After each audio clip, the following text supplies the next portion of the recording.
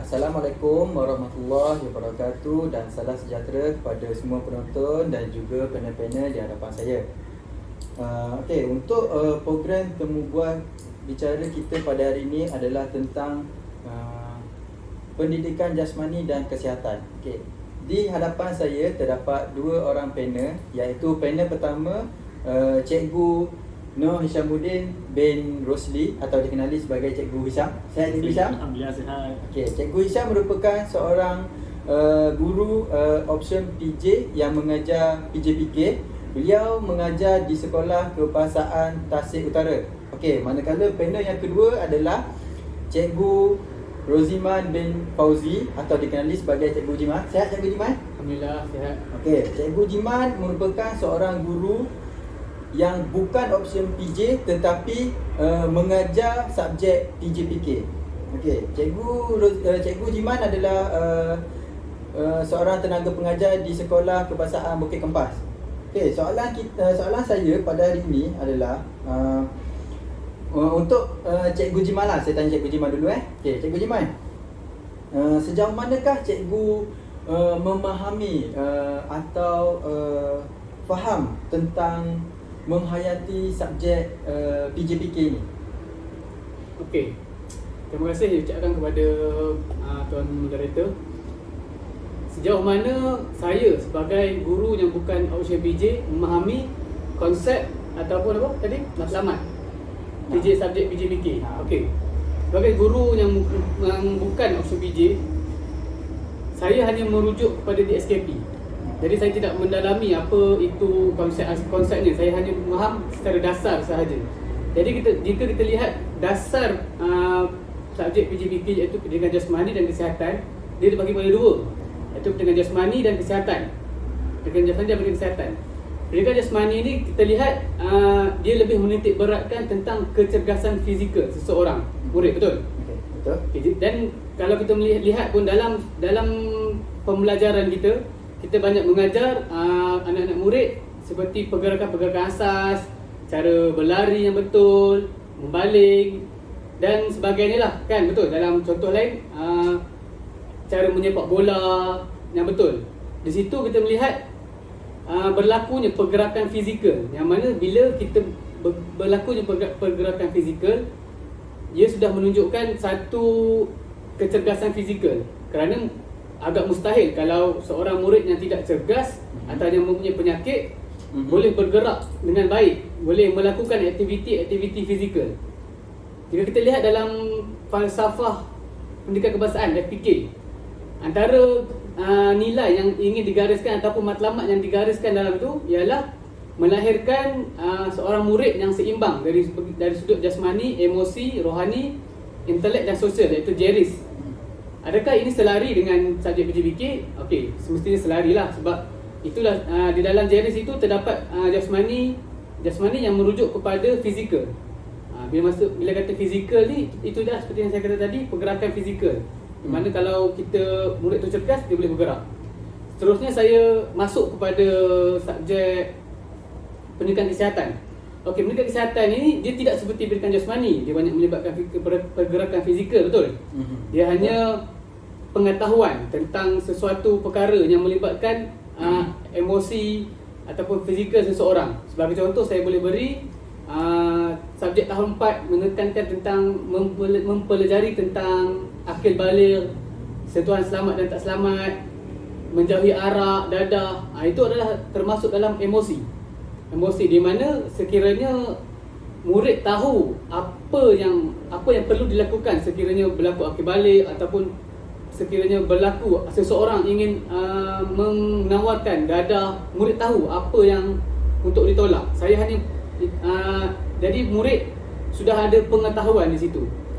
Tapi kita lihat kepada objektif, matlamat dan konsep pendidikan jasmani kesihatan itu tidak lari daripada apa yang saya sampaikan kepada murid. Kita lihat di sini objektif dia adalah yang pertama sekali untuk melahirkan murid yang berpengetahuan dan mengaplikasikan konsep-konsep pergerakan asas yang betul kan. Jadi benda tu betul. kita praktikkan semasa dalam proses pengajaran dan pembelajaran. Itu sahajalah setakat ini daripada saya. Okey, terima kasih Cikgu Jiman dengan penjelasan yang begitu padat. Okey, berbalik pada panel kita yang pertama iaitu Cikgu Hisham. Okey, Cikgu Hisham, soalan yang sama tetapi saya nak dengar penjelasan daripada Cikgu Hisham pula. Okey, dipersilakan. Okey, Assalamualaikum dan selamat pagi. Okey, sebelum tu kita nak ucapkan ribuan terima kasih kepada moderator kerana sudi menjemput saya. Okey. Apa yang dibincangkan hari ini iaitu tentang penghayatan PJPK. Okey, berdasarkan ulasan ataupun penghayatan saya sebagai seorang guru PJPK di sekolah. Okey, bila kita cakap tentang PJPK iaitu pendidikan jasmani, mesti murid-murid akan rasa seronok, teruja dan tak sabar untuk menunggu kelas tu. Okey, berdasarkan saya punya penghayatan ataupun pembelajaran di sekolah, saya bukan sahaja ikut trend terkini lah orang kata. Apa? PJPK je ambil bola, bagi anak murid, terus pergi padang. Okey. Itu bukan cari saya sebenarnya. Okey, kalau cari saya, kalau tentang pendidikan jasmani, kalau kita tahu pendidikan jasmani itu ialah tentang fizikal kita. Okey. Apa yang saya terapkan kepada anak murid saya tentang yang pertama iaitu ilmu pengetahuan tentang apa itu pendidikan jasmani. Okey, sebagai contoh saya bagilah. Okey. Kalau dekat sekolah, bukan sahaja untuk pergi bagi bola ke apa ke. Okey. Sebelum kita bersukan, kita mesti mengamalkan apa itu warm up. Orang kata, orang Melayu apa cakap? Orang Melayu cakap pemanas badan. Okey. Kita tulis sikit bahasa Inggeris kalau ni Okey, pemanas badan. Okey. Apa itu fungsi pemanas badan? Okey, kalau kita tahu pemanas badan tu untuk kita membiarkan kita punya otot-otot, kita punya fizikal untuk panas dulu, untuk kita get ready untuk bersukan, bersenam. Okey, bila kita dah get ready ataupun untuk bersenam, untuk menggunakan, orang cakap, kalau kita bermain bola sepak ni, kita menggunakan daya tahan otot yang kuat, yang tinggi.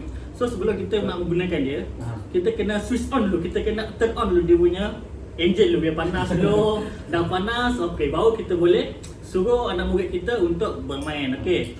Biasa saya di sekolah, saya akan suruh panggil seorang murid untuk dia buat warm up daripada kepala, badan semua. Kalau saya rasa dah puas hati, okey, baru saya pergi bagi suruh dia untuk pergi bermain bola sepak ke apa ke. Okey, bukan setakat bagi bola sepak, saya tu pergi main handphone ke apa ke, makan kantin.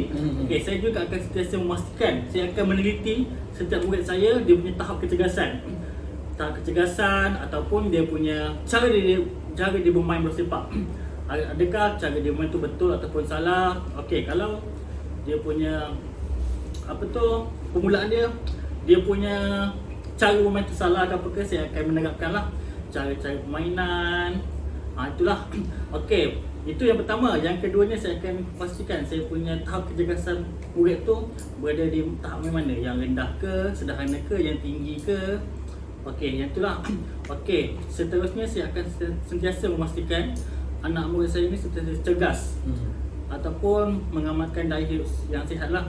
Okey, seterusnya saya akan juga menjelaskan kepada murid saya, bila kita mempunyai daya hidup yang sihat, kita juga akan dapat dijauhi daripada pelbagai penyakit. Sebagai contoh lah sekarang ni, kalau kita tengok obesity. Okey, obesity sebenarnya daripada mana? Kita boleh pastikan daripada Gaya hidup dia. Gaya hidup. Itu gaya hidup utama. Kalau kat rumah tu, terutama daripada COVID macam ni lah. Dengan duduk rumah je main phone je kan. Makan, tidur. Saya kalau di sekolah ataupun saya cikgu, saya akan mengamalkan PDPR. Kalau PDPR daripada handphone tu ataupun daripada video ke apa ke, saya akan sentiasa memastikan saya membuat demo. Lepas tu murid-murid kat rumah kena buat juga. Lepas tu saya akan tahu juga apa dia buat kat rumah ke apa ke. Okey, itu dari segi pendidikan jasmani iaitu fizikal. Okey, dari segi kesihatan pula, saya juga membekalkan anak-anak murid saya tentang nota-nota piramid, apa itu makanan seimbang ataupun tidak seimbang, atau makanan yang elok ataupun tidak elok, apa yang perlu diamalkan ataupun tidak perlu diamalkan. Sebagai contoh, okey, kalau KFC ataupun McD, okey, kalau moderator, macam mana?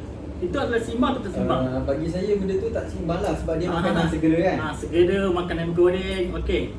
So kat situ saya lebih kurang lah menerapkan kepada anak murid saya. untuk makan makanan begitu. Okey, kalau saya pula lebih kepada menyarankan anak murid saya untuk makan buah-buahan. Okey, makanan yang kurang bergoreng dan lebihkan sayur-sayuran. Okey, itu saya punya Okey. huraian untuk penjelasan. Terima kasih kepada Cikgu Hisham dengan penjelasan yang amat padat. Okey, ini soalan yang terakhir lah. Ini bagi antara cikgu lah, siapa nak jawab kan.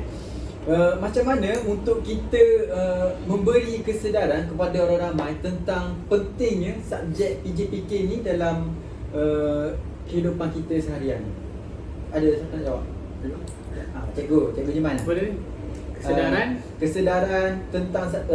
kesedaran tentang kepentingan subjek PJPK ni dalam kehidupan kita seharian.